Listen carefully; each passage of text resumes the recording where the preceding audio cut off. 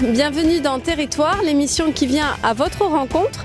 Aujourd'hui, je vous invite à découvrir Déméter. Ce centre de tri est situé au dépôt de Gare au Sud, à mi-chemin entre Saint-Jean-de-Védas et le cœur historique de Montpellier. En 1991, le district de Montpellier se lance dans une politique de collecte des déchets. 3 ans plus tard, Déméter voit le jour. Il devient le 2e centre de tri national après celui de Dunkerque. Actuellement, Déméter valorise les déchets de Montpellier et des 30 autres villes de l'agglomération, soit 20 800 tonnes qui ont été triées en 2010. Au cours de cette émission, nous allons découvrir le fonctionnement de Déméter, mais tout de suite, je vous propose de rencontrer une famille très sensibilisée par le tri sélectif. Suivez-moi. Nous sommes chez la famille Daré, habitant de Vendargues depuis 15 ans. Ici, on trie les déchets depuis 2009. Et toujours dans une logique de développement durable, les emballages sont réduits au maximum. Expliquez-nous quel type de poubelle vous avez ici. On a une poubelle pour le tri sélectif qui normalement va dans un conteneur au couvercle jaune. Ici, ça va dans un sac jaune puisqu'on est collecté par un cheval. Donc on met ces produits-là à l'intérieur, c'est expliqué sur le sac. Donc les emballages, le plastique, le papier, l'alu. Ensuite, on a une poubelle biodéchets, donc c'est tous les déchets fermentescibles qu'on pourrait composter. C'est-à-dire ? Alors, les déchets alimentaires, les excédents alimentaires, enfin, les déchets alimentaires, la viande, le poisson, les œufs, du fromage, les légumes, les fruits, et aussi les Kleenex et sopalins, serviettes papier. Voilà.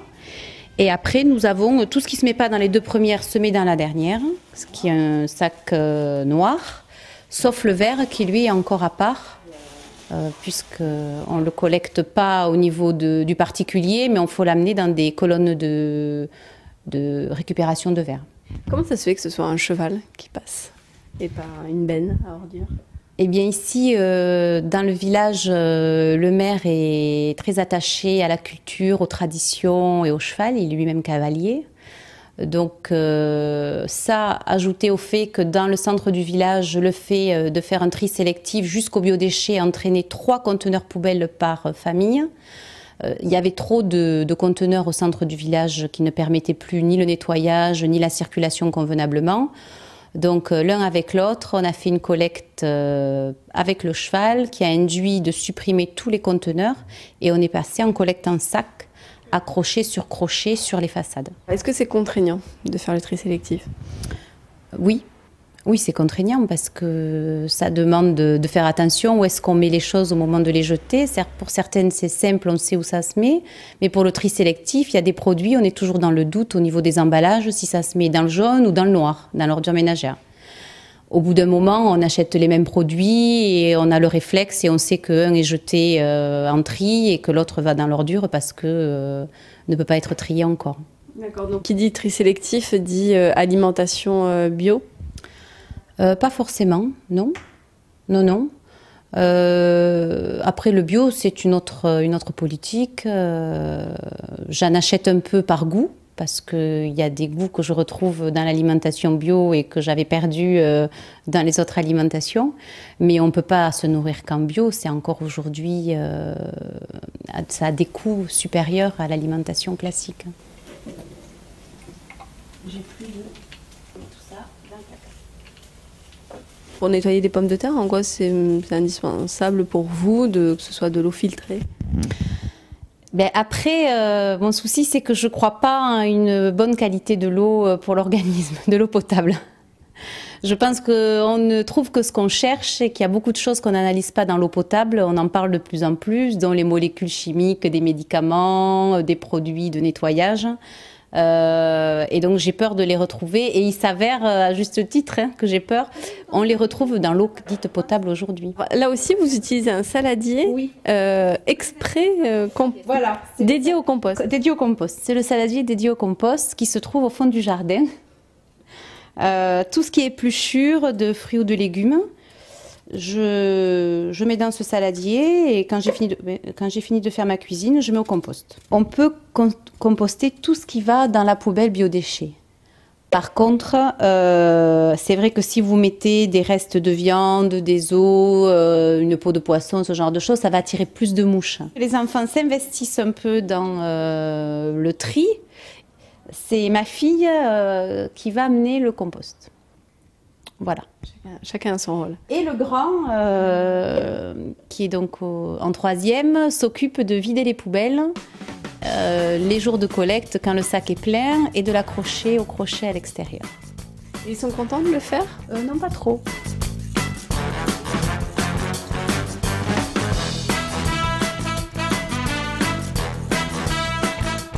Alors, comment ça se passe quand on est une famille Tritou pour l'agglomération de Montpellier? Mais d'abord, on vous donne un peson.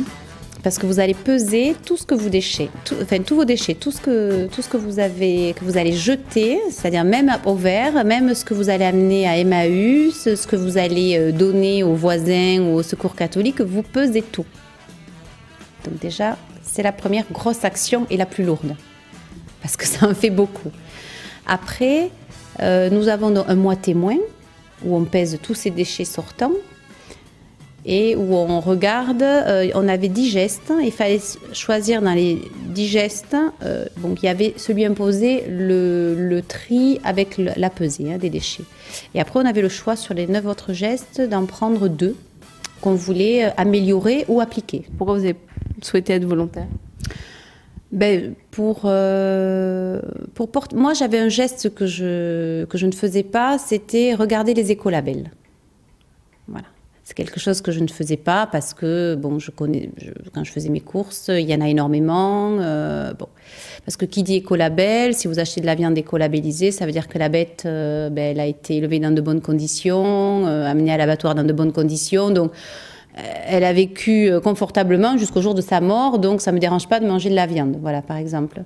L'écolabel, ça va être aussi sur des produits où l'emballage peut être recyclé, mais en compostage. Vendargues est une exception. À Montpellier, dans l'agglomération, les ordures ménagères sont ramassées par des bennes. Normalement, chaque habitant a ses 3 poubelles ou ses 3 sacs de couleur.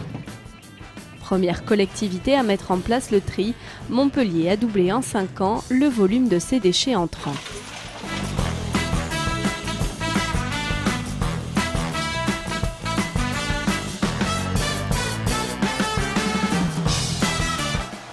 Une fois arrivé au centre de tri, l'ordinateur enregistre la provenance du véhicule, son numéro d'immatriculation et surtout la quantité de matériaux collectés.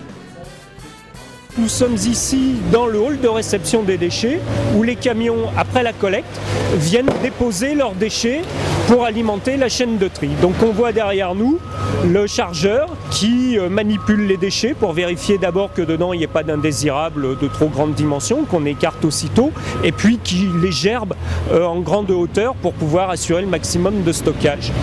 Et régulièrement, il prend un godet pour alimenter sa chaîne de tri qu'on va aller suivre pour voir le cheminement des déchets à l'intérieur de l'usine. Alors là, qu'est-ce qu'on a comme type de déchets? Alors nous avons donc devant nous les emballages recyclables et les journaux magazines. Donc ce sont tous les journaux et magazines. Les bouteilles plastiques, donc en plastique translucide et en plastique opaque.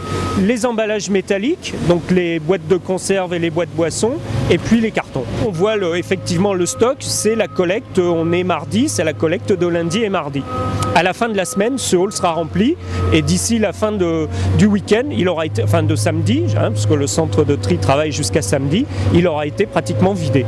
C'est long à vider tout ça? Écoutez, on a un rendement là aujourd'hui d'une 20aine de tonneurs, donc à raison de 20 tonnes par heure, on vide le centre de tri.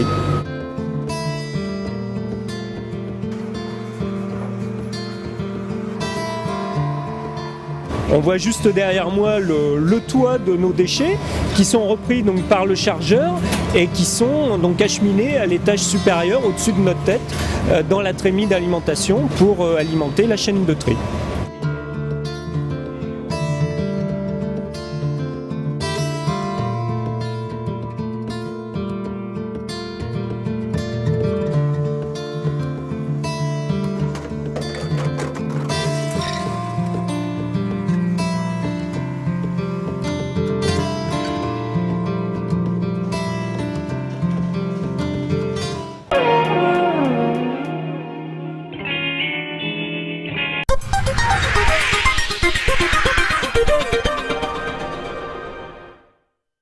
Bijoutiful revient. Fini l'hiver et l'amorosité. Du 1er au 4 avril, au Parc Expo de Nîmes, place au charme et à la gaieté de la mode des créateurs. Bijoux, accessoires, vêtements, un vrai bonheur pour toutes les femmes et tous les budgets. Faites-vous plaisir, courez découvrir Bijoutiful au Parc Expo de Nîmes du 1er au 4 avril. Plus d'infos et horaires sur bijoutiful.fr.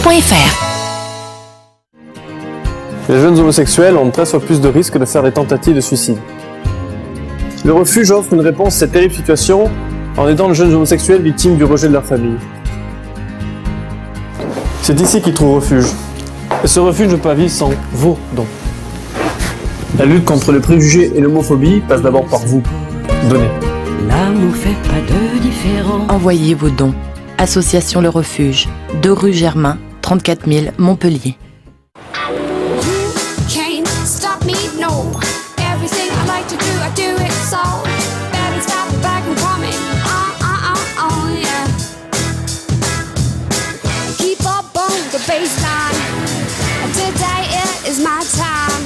Choisissez la qualité allemande pour son côté fun. Nouvelle Opel Corsa. La qualité allemande à partir de 8 990 €. Opel.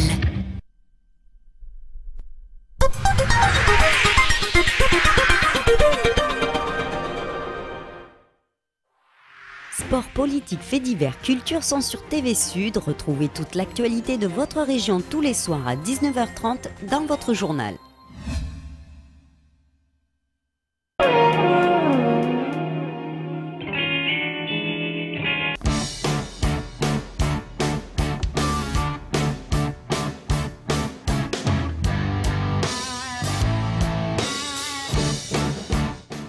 Retour à Déméter, c'est ici que sont triés tous les déchets mis dans les poubelles jaunes. Après avoir tout dépoté dans un hangar, les ordures ménagères continuent d'être triées. Nous sommes ici dans le hall de tri mécanique, qui est la première partie de l'usine après le hall de réception. Donc un atelier qui contient l'essentiel des machines où sont assurées la première préparation des matériaux. C'est un univers assez bruyant, mais il n'y a aucun salarié qui y travaille pendant le fonctionnement normal de l'installation. Ils ne viennent que pour faire l'entretien des équipements à l'arrêt. Et donc là, on a l'ensemble des machines qui permettent d'assurer les premières séparations des matériaux en fonction de leur poids et de leur taille pour faciliter le tri des salariés, des trieurs dans l'atelier de tri manuel. Alors nous avons devant nous la première grosse machine qui est le crible vibrant, qui permet de séparer d'une part les éléments les plus fins, tels qu'on l'a vu sur le synoptique tout à l'heure, qui sont pour nous des refus qui partent directement à l'élimination, les matériaux les plus gros, les plus larges, donc les grands tapis, les grands cartons qui passent directement sur le tapis de tri manuel, et puis la fraction intermédiaire, donc entre 40 et 400 mm, qui va passer dans différentes machines pour continuer à les séparer en différentes fractions. En nous retournant derrière nous, on voit l'électroaimant qui récupère les emballages métalliques, donc les boîtes de conserve, qui sont jetées dans une goulotte et qui sont acheminés donc au rez-de-chaussée pour être mis en petits paquets. Et puis on va poursuivre pour aller voir la table inclinée qui va à nouveau séparer différentes fractions de matériaux. Les éléments les plus lourds qui roulent jusqu'au bas de la table inclinée, ce sont principalement les quelques bouteilles de verre que nous constatons encore dans nos collectes, qui sont des indésirables, qui sont acheminées directement vers les refus. Les corps plats, principalement les journaux magazines qui restent à plat sur la bande caoutchouc, qui sont acheminés en tête de tapis pour être acheminés vers la salle de tri manuelle, et les corps creux légers, donc les bouteilles plastiques et les canettes, qui roulent sur la table inclinée mais qui sont retenues par le rideau de chaînette et qui sont acheminées vers une trémie intermédiaire.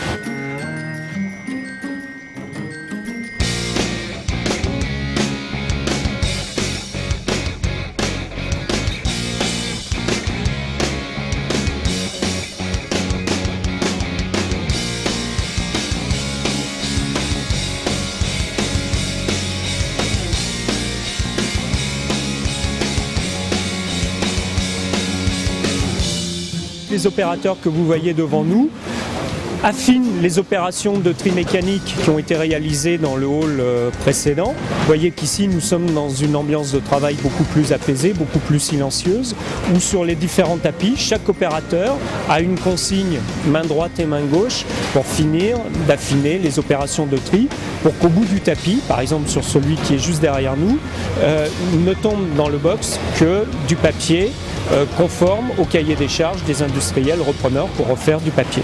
Nous avons devant nous la chaîne de tri des corps plats, au milieu la chaîne des corps creux légers. On voit bien que la machine arrive à séparer les emballages plastiques qu'on voit passer sur le tapis devant nous, et puis là, fraction qui sortait du crible, les plus gros éléments, alors qui contient encore beaucoup de papier et de carton, et là aussi on sépare les différentes fractions pour qu'au bout tombe du papier. Aujourd'hui, il n'y a aucun centre de tri qui ne peut fonctionner sans la finition de la qualité, pour la qualité par des opérateurs humains qui permettent vraiment de séparer les différentes fractions pour respecter les cahiers des charges des industriels.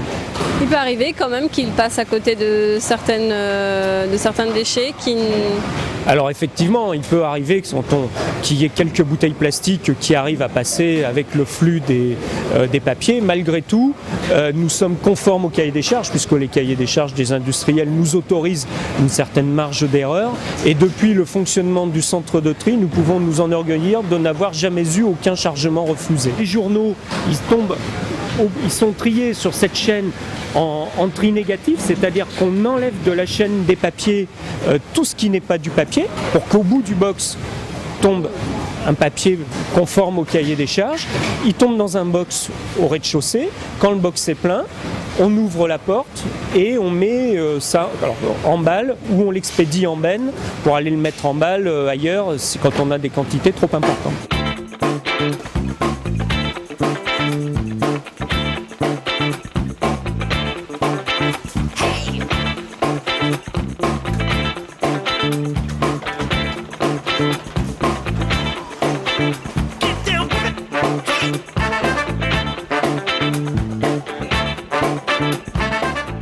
Là, il y a des semi-remorques qui vont venir chercher ces matériaux-là pour les envoyer vers les industriels du recyclage.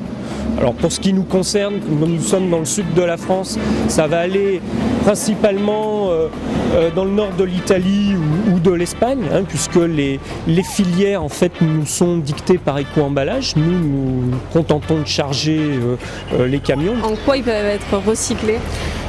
Alors, l'acier, lui, est recyclé indéfiniment en divers matériaux en acier, que ce soit des moteurs de voiture, que ce soit des barres d'acier pour des charpentes métalliques d'immeubles.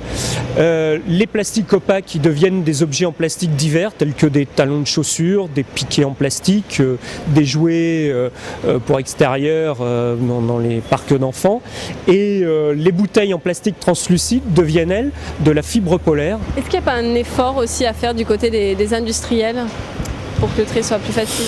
Alors les industriels aujourd'hui font des efforts sur la réduction de la masse de leurs déchets. Alors on peut toujours se plaindre qu'il y ait trop de suremballage, donc les usagers dans le cadre du plan local de prévention seront aussi incités à choisir les déchets moins emballés ou en vrac.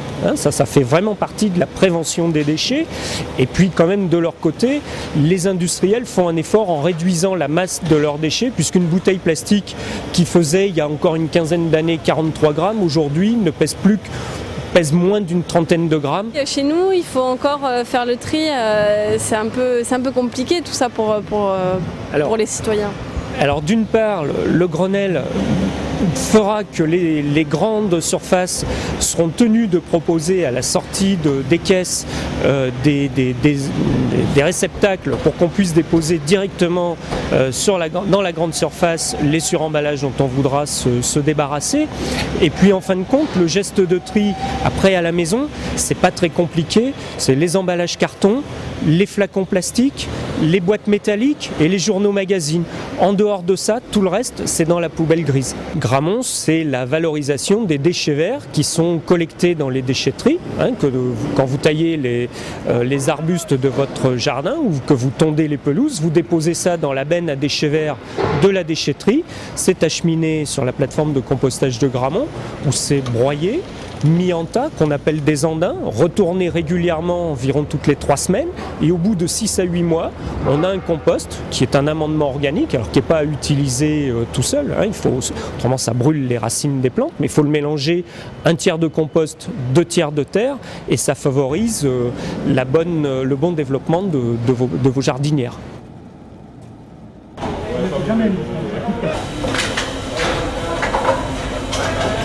Les Montpelliérains ou même les personnes de l'agglomération trient bien? Alors je dirais qu'ils trient. Il faut savoir d'où nous sommes partis et où nous sommes aujourd'hui.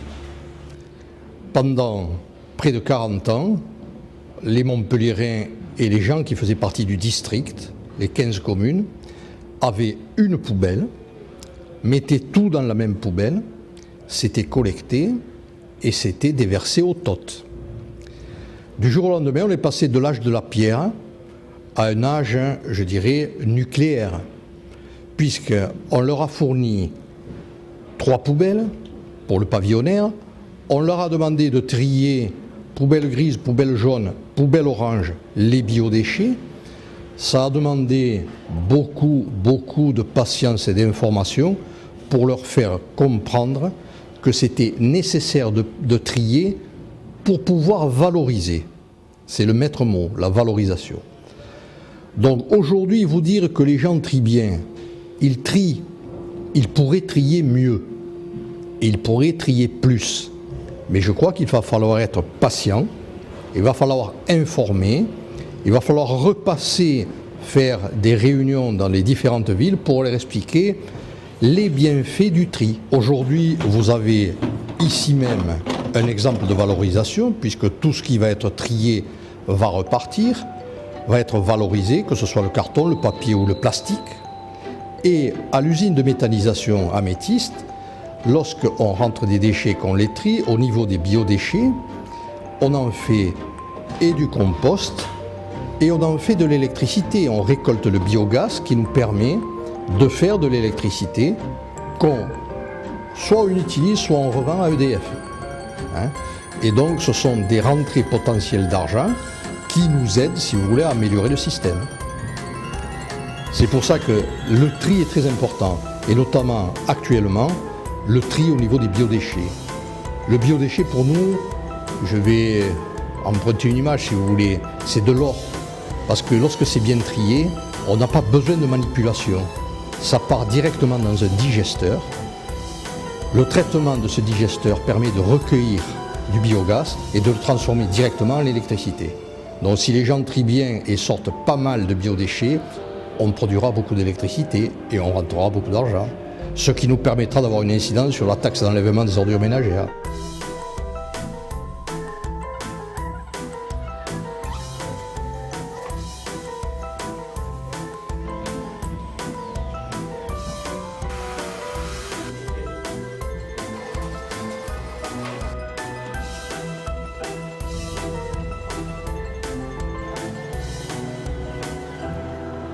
C'est la fin de cette émission. On se retrouve vendredi prochain pour la découverte d'un nouveau territoire.